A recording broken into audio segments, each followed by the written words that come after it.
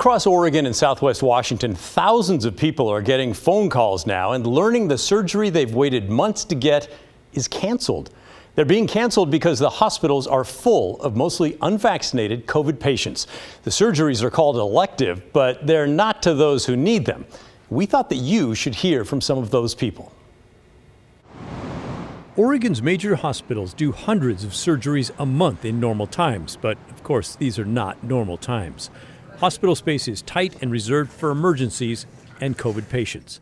That means people like Paul McElhenney, a school bus driver who lives in Tigard, has to live with his knee pain. My knees are totally bone on bone, kneecap bone, so that's what's tough. His knee replacement surgery is on hold.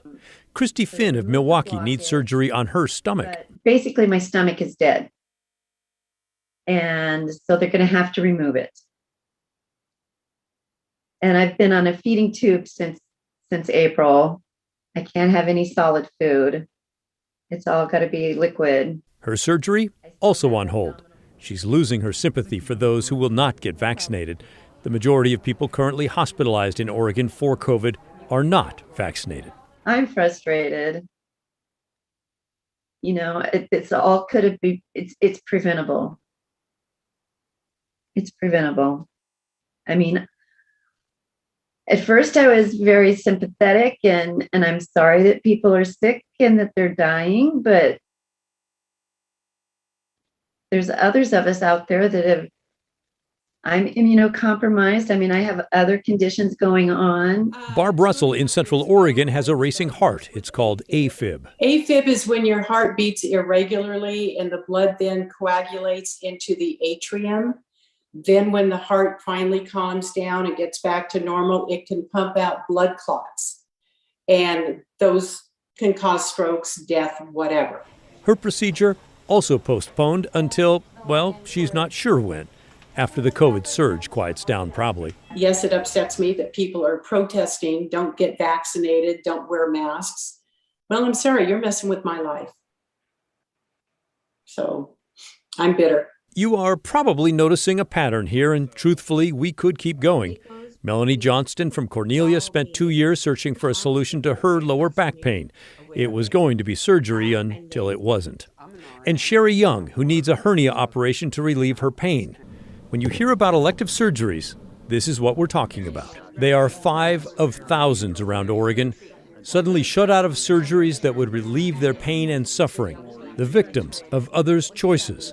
And they are not happy. I feel I've done everything right. The pain is impacting my life. It's preventable. People are just not educated on the situation. It seems like it's impossible. I don't know. It is frustrating. The hospitals are cutting back on the surgeries because in some cases the patients would need to recover for a night or two and there's no room. Some day surgeries are also canceled because those recovery rooms are being used for COVID patients. And even where there might be an open bed, there are not enough nurses and other medical workers to care for the patient who would be put in that open bed. As the days go on, desperation grows for some. In Sisters, Oregon, Gerald Schoaf just hopes he can keep walking. He has MS and his spine is degenerating. There's multiple surgeons, and they're going to go in my front, my back, and my side. He's been active most of his life, but now with his surgery delayed, he's terrified of ending up in a wheelchair. Definitely, yes. It's the sort of future that can move a strong man to tears. Sorry, I get emotional about it. It's frustrating, though. He has seen the protests against vaccinations and people proclaiming it's their right to skip the COVID shot. But he's also felt the impact of those personal choices, which now have delayed so many surgeries, including his.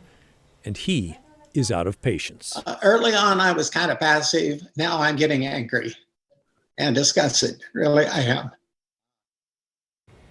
am.